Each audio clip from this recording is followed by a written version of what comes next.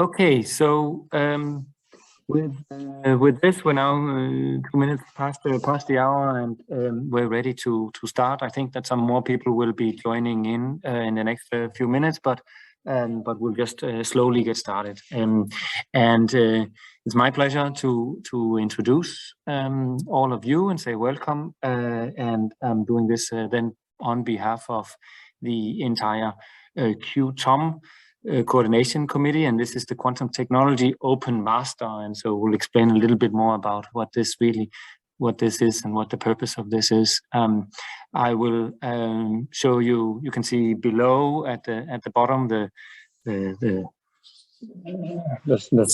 places of the coordination, but this is really something that is coordinated. Harrisburg, we have Terrell, and we have Aurel in Prague, we have Barcelona, Amsterdam, IBM and Siegen represented, and so these are the organizers. And in the next 2 hours, then our path will be then to go through the give you just a little bit of a taste of what we have planned as an experiment in bringing quantum technology education to all universities, to all students, and to bring synergies among all of our efforts as professors. So some of you are here as students and will tell you about the possibilities of enhancing and enriching, hopefully, your studies. And some of you are here maybe as professors, interested in hearing how you can be a part of this.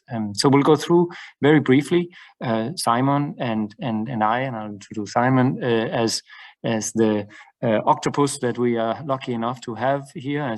So Simon is a guest researcher, and he will also introduce himself in one of the talks because he started as an internship.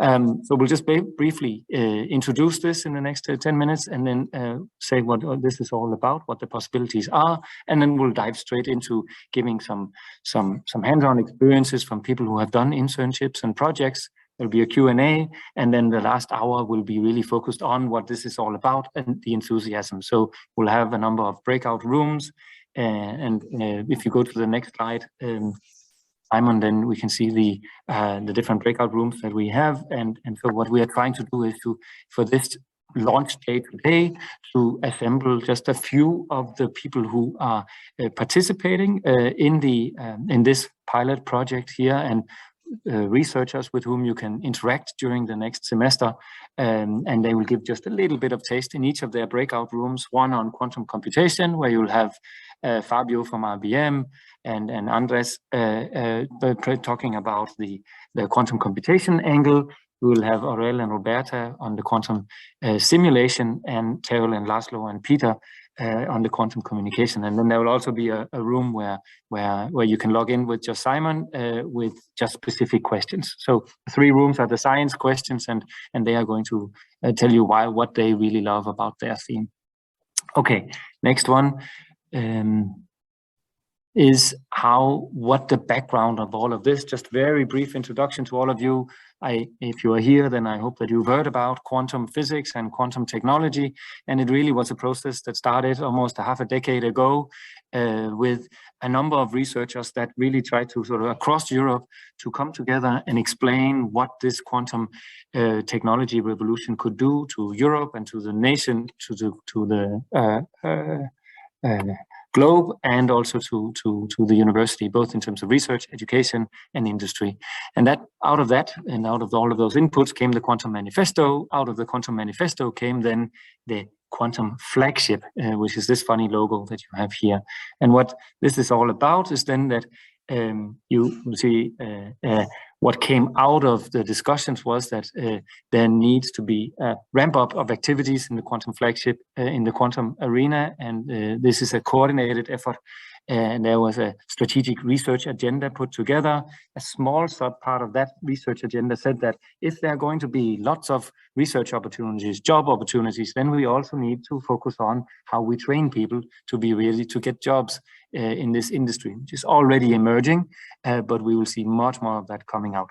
And from that research agenda came then what we call QT which was EU gave a group of 4 people the responsibility to put together pilot projects and coordination of the community, and that is what we have been doing in the last year. And QTOM is then one of these experiments that have been put in motion in order to give us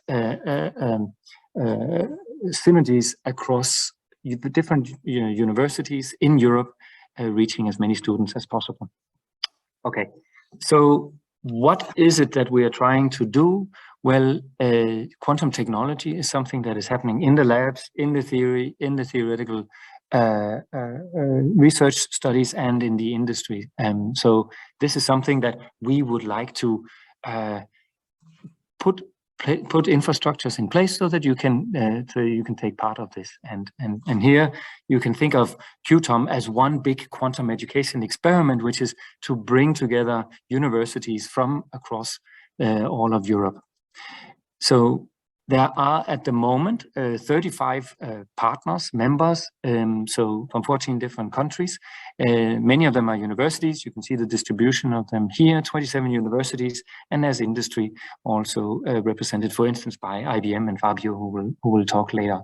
So what we have tried to do is to give a rich group of universities the possibility of sharing their resources. And Simon will talk a little bit more about what the concrete possibilities are within this, within the QTOM.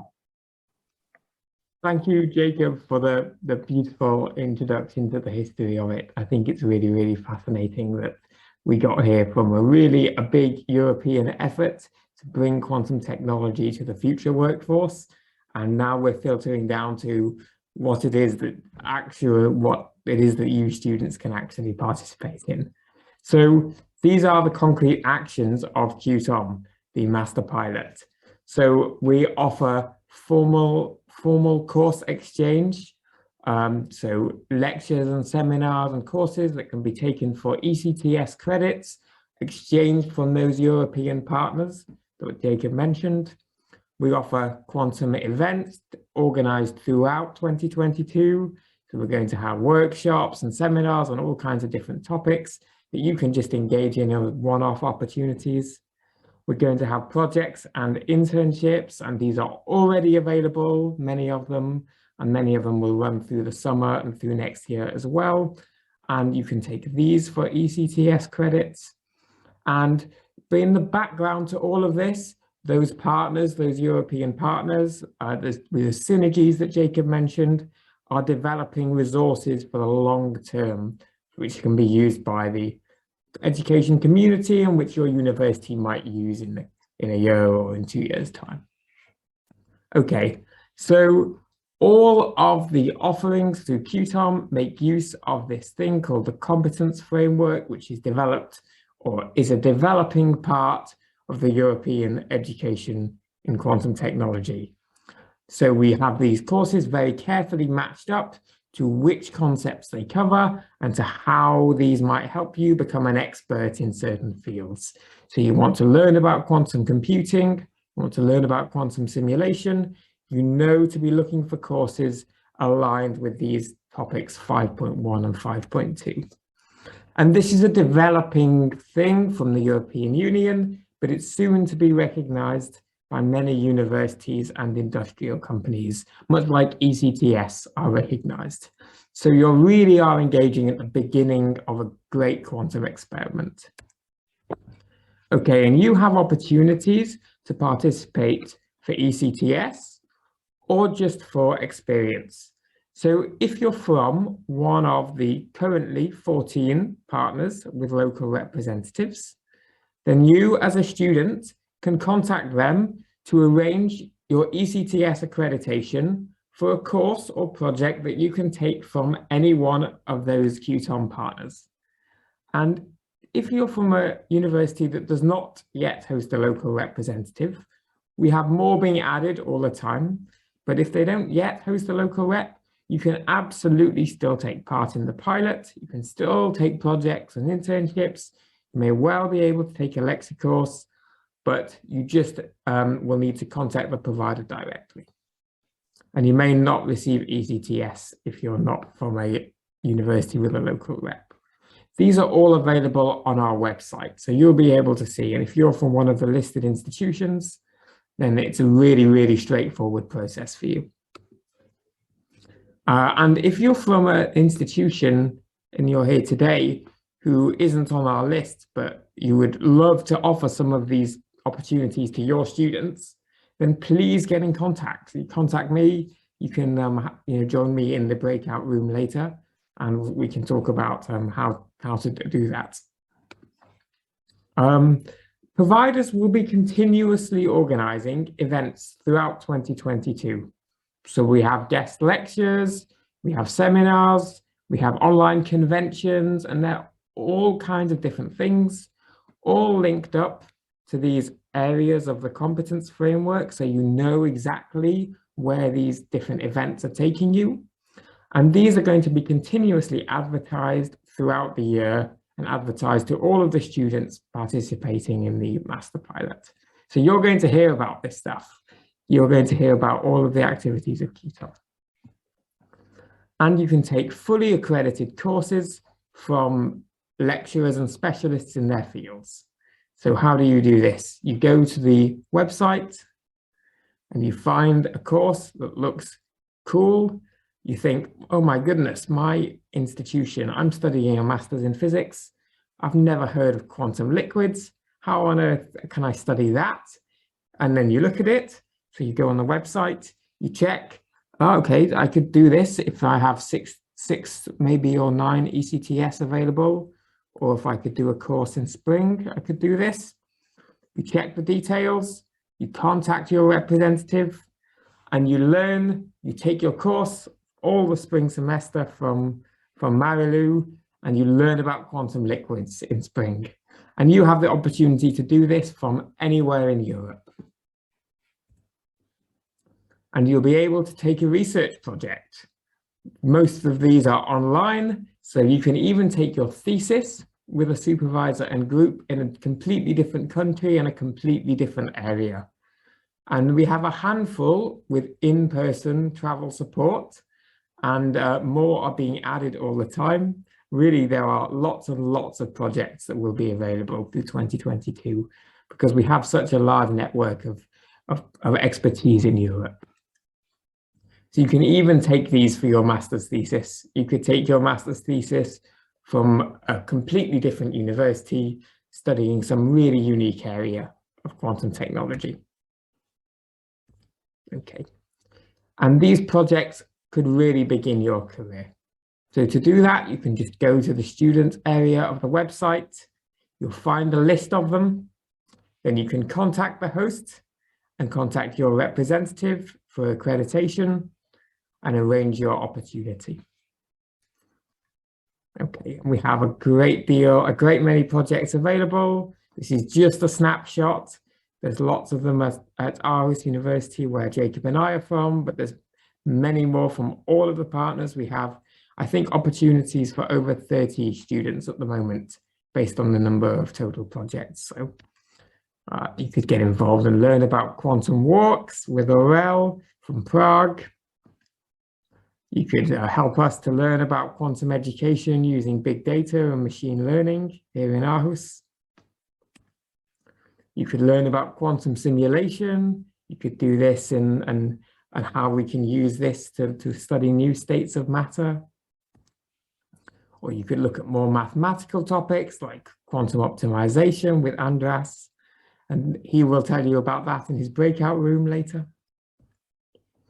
Or you could take some in-person internships in the Netherlands with Alexander Brinkman, who works in many different fields of quantum optics and security. Oh, and that's me. But before we go on to me, I'd like us to hear a little bit from a couple of former interns about their experiences with projects and how they really, really helped to start their interest in quantum technology. So is Anna here? Hey, that's me. Hi, Anna. Would you be able to, I think I've made you a presenter, so would you be able to share your slides? Yes, let me try. Fantastic. Okay, I'm going to stop sharing now. Yeah. So go ahead, Anna. Take it away. Yeah.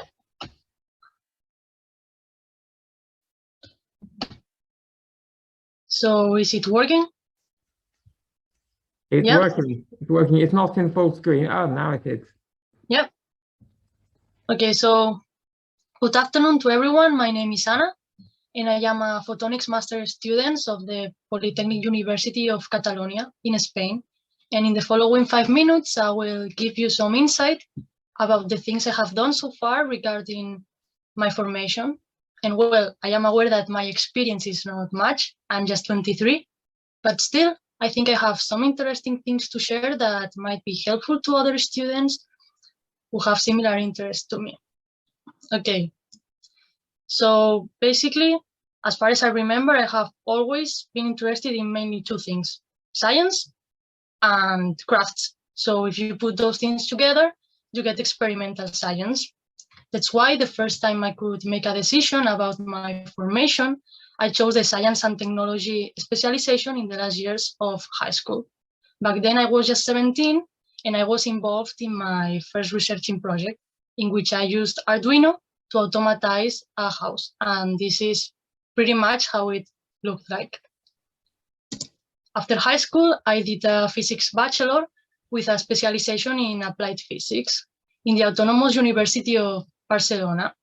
When I started the degree, I had basically one concern: whether I would be able to find to figure out which is the field of physics I want to be a specialist in or not. And well, as a matter of fact, I did. And it was the subject of quantum optics that fascinated me the most. So what I did is I contacted my professor, Dr. Veronica Offinger, to do my bachelor thesis with her, and I did. In that thesis, I learned about Bose-Einstein condensates, which are like basically a bunch of atoms cooled down to temperatures of nanokelvin, which present quantum behavior. And well, I did some simulations with them. And here are like a couple of the results I obtained. And if you are interested, you can always ask me afterwards. And well, in this project, I figured out that ultra-cold atoms are like pretty interesting. However, I missed quite a lot the experimental approach. So that's why after finishing my bachelor, in fact, this February, I contacted my bachelor thesis supervisor, and I asked her for advice in order to obtain some experimental skills. And I ended up at ICFO. So from April until October, I was 6 months doing an internship at ICFO, and I was in the ultra-cold quantum gases group led by Leticia Tarruel. And well, where they work with condensates, so I was pretty excited to see a condensate in real life. And although in this internship I didn't work with condensates, sure, I mean, I wasn't ready for that yet.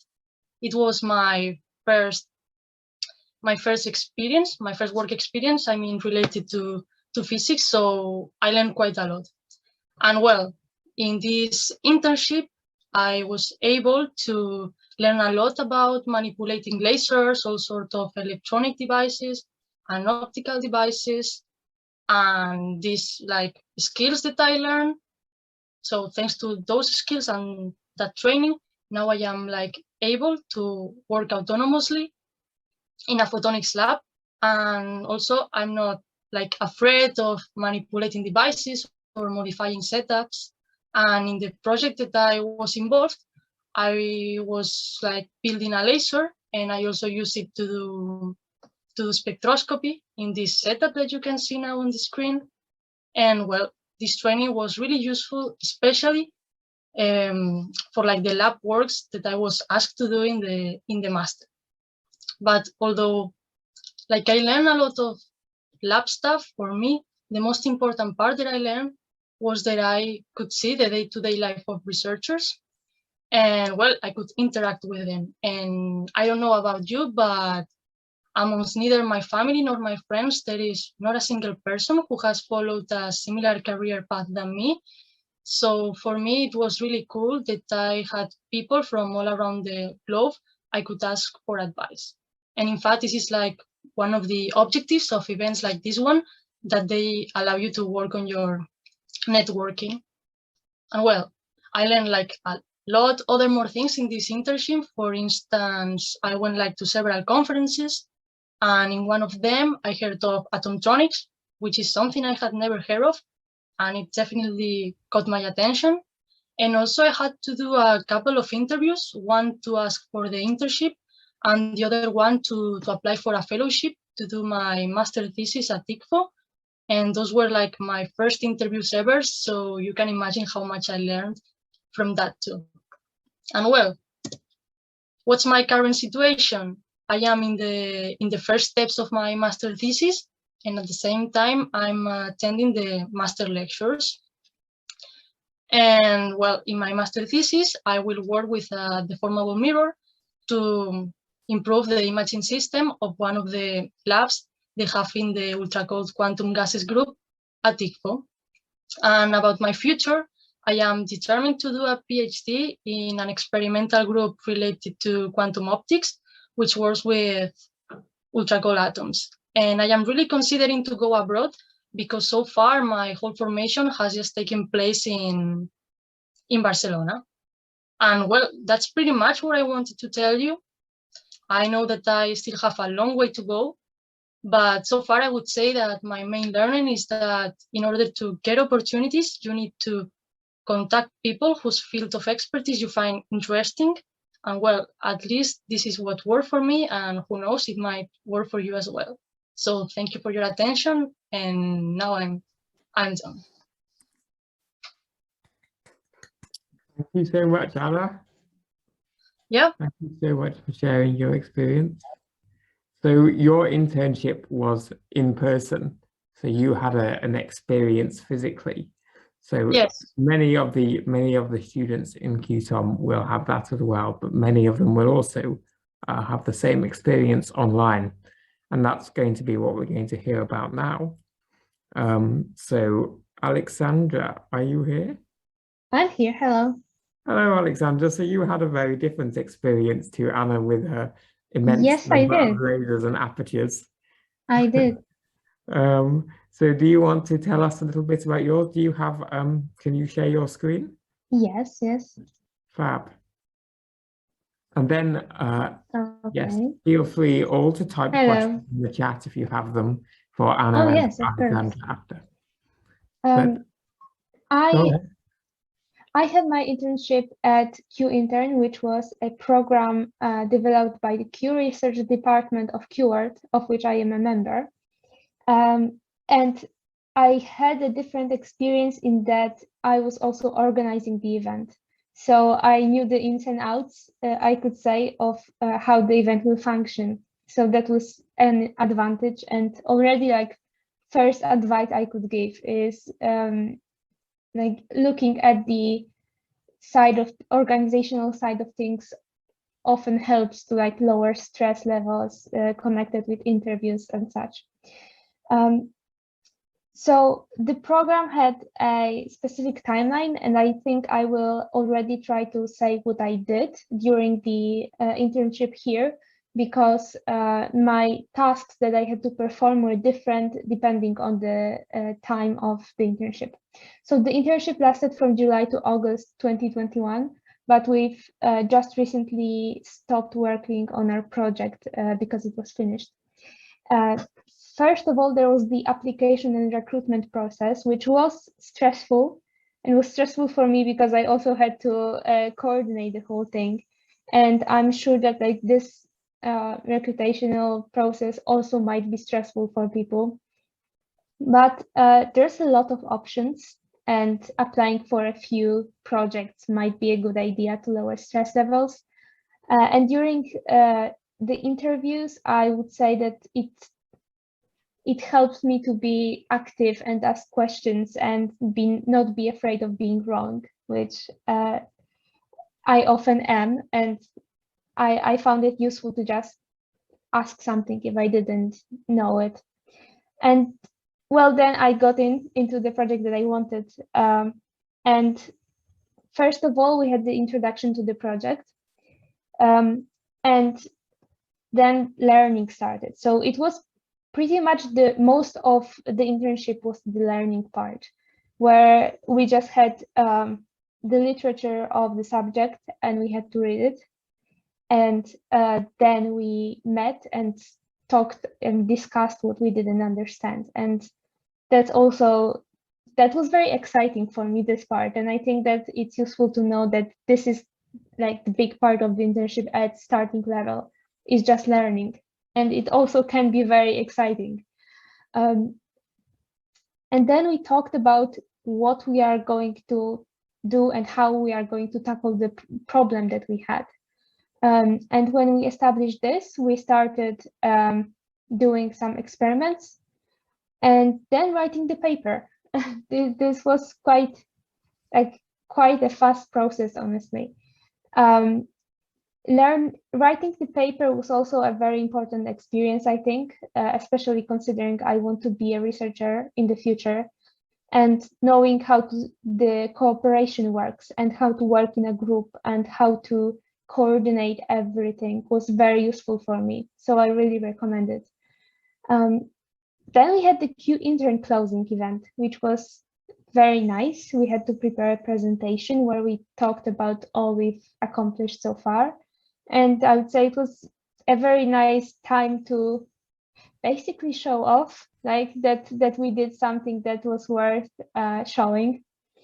And then we started the publication proceedings, which are long and not very eventful, but there are still tasks to be done and to perform.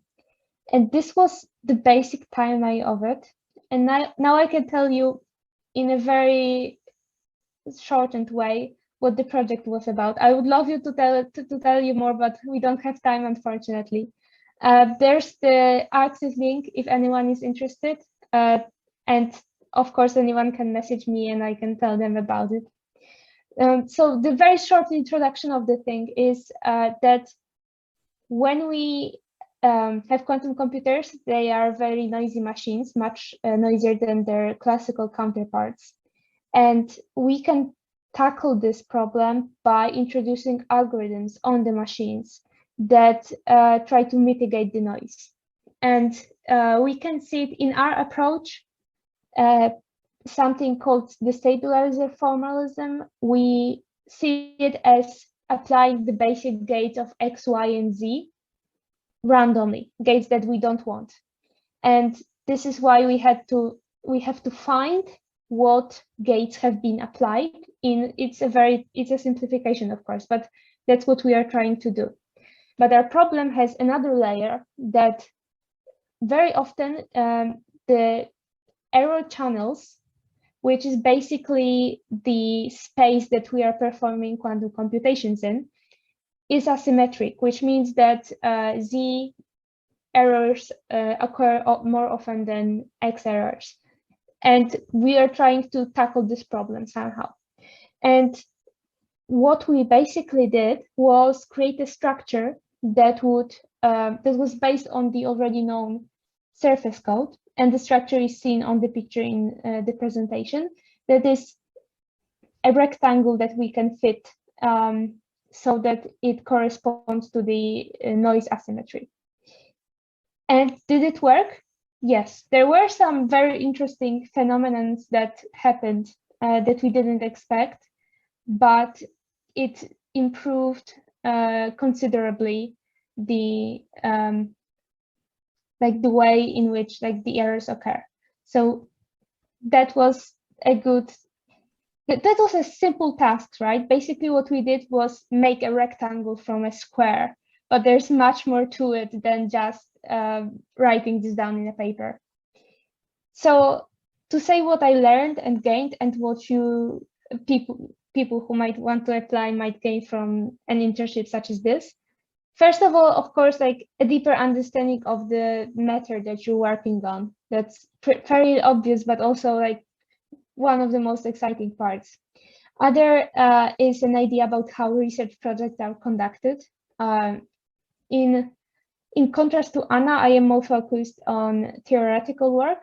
So this is a different approach to it, where the paper and the work is very theoretical, and it's very interesting to know the structure of how everything works. Another part is one of the most important ones for me personally, is that I learned quantum computing mostly in QWorld on the seminars that are at most intermediate. And then I started learning on my own. But there's this kind of ceiling where if you're an undergraduate and don't have many opportunities, you kind of hit this wall of learning. And programs such as these help to break this wall very well, very effectively, because now I will have a publication in a scientific journal and I know how everything works and I can apply. And I have many more possibilities, which I will talk about now. Which, well, first one is more internships, such as this one or other ones. It's very useful to get to know the subject matter in person. Another one is a scientific collaboration with researchers in my university. For me, the same thing worked as with Anna, that I just came up to a professor and asked him for advice and for guiding me in the problem matter, and I might have a possibility of working scientifically with researchers at my university. So it's also something I would recommend. Further educational activity, I am a lecturer in QWorld right now, and I am also a mentor. And I find it very useful to understand the quantum computing at all on a deeper level when I'm teaching it rather than when I'm learning it. And always like educating myself, of course, finding new ways, new things that I don't know and trying to get to know them and it's the best part, honestly. So that was my short journey through the internship. And it was a very enriching experience and I'm very happy I undertook it. And if anyone has any questions, I am of course open to them. Amazing. Thank you so much, Alexandra. Thank you. That was really, really cool. Really awesome to hear about what you did. I wonder if you could tell me, I'm really interested in how different you found the process of writing for a paper versus for a thesis. I am an undergraduate student, so I haven't written a thesis yet. You haven't got to do your bachelor's? I haven't. No. Oh, well, you will find it very different, I imagine. I imagine. Or I will do an internship for my master thesis, such as the ones that are available here, right? So that's also something I might consider. That would be fab. And if anybody else has any questions for Anna or for Alexandra, definitely pop them in the chat.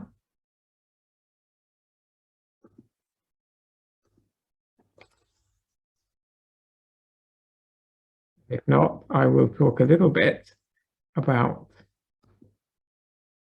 my experience, because I also started as an intern.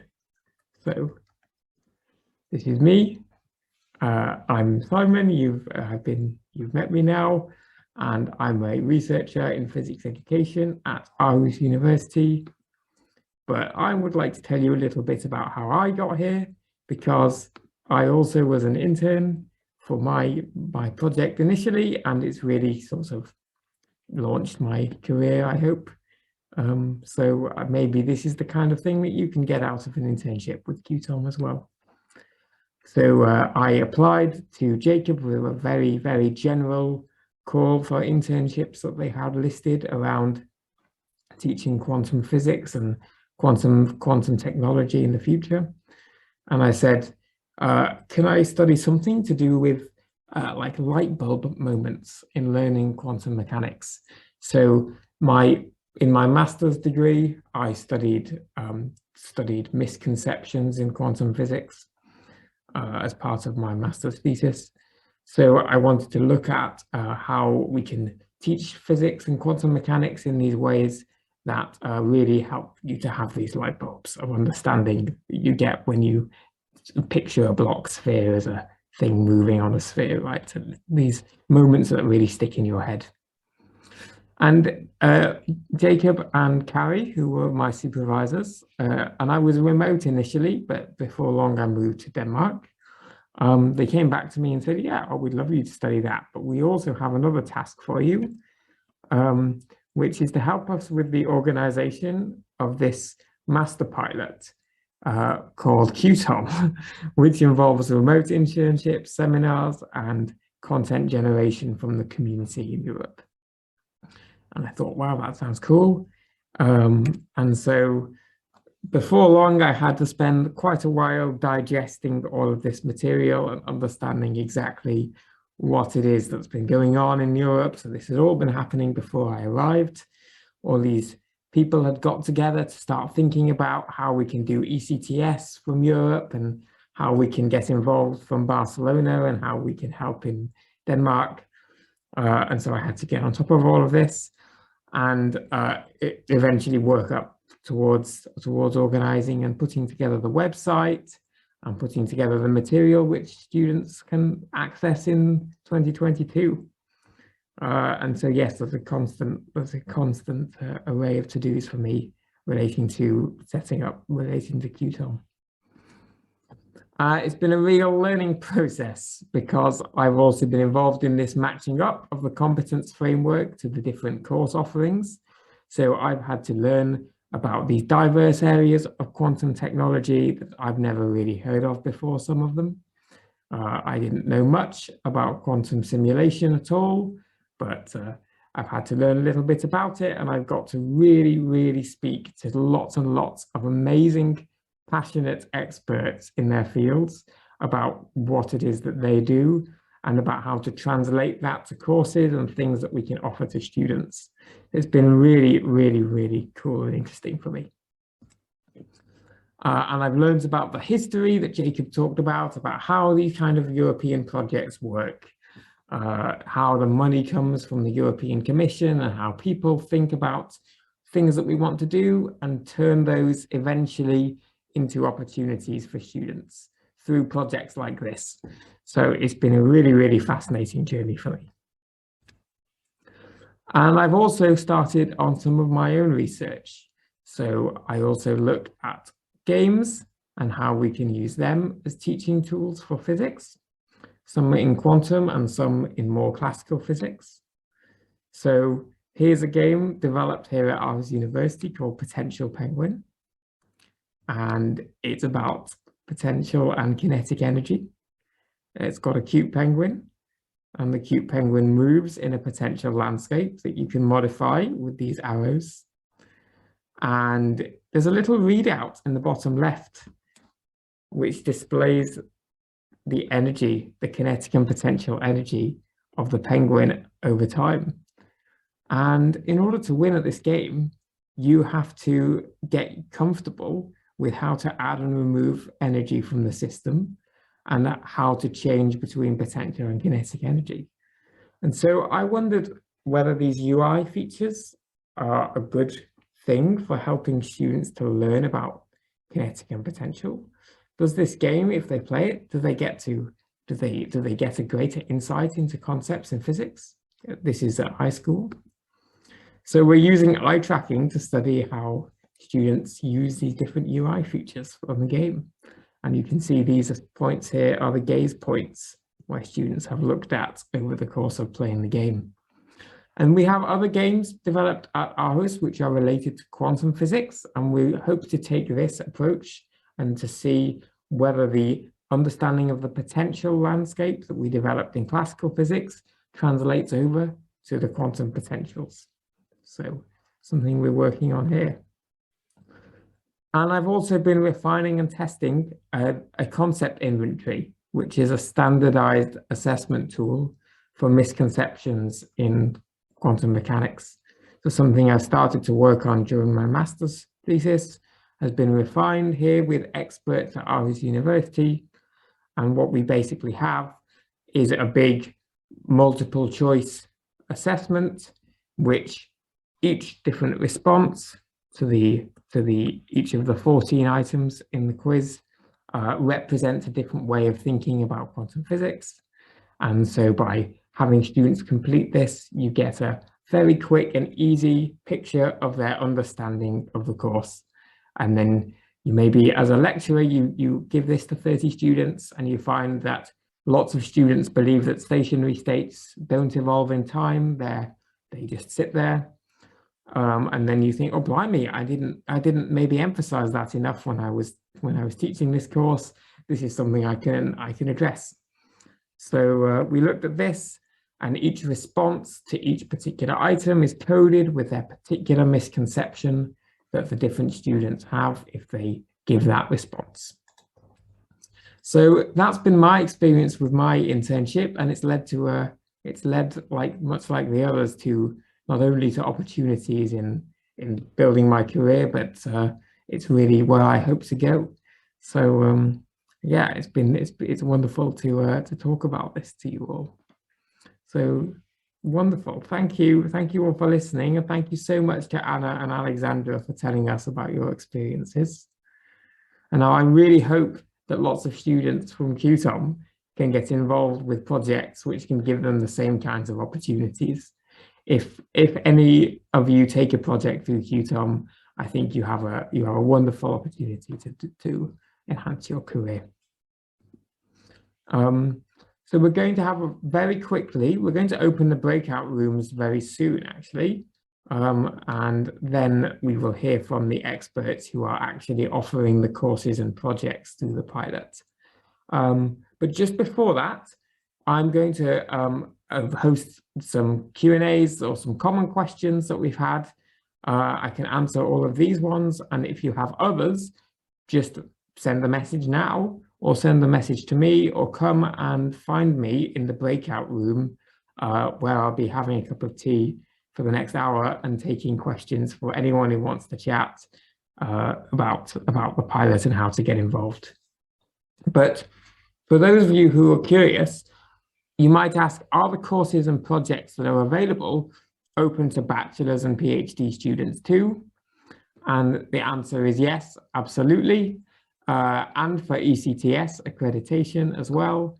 Many PhD courses allow you to take master's courses for ECTS. And so if you have a local representative, then you can contact them to accredit a course through QTOM for ECTS.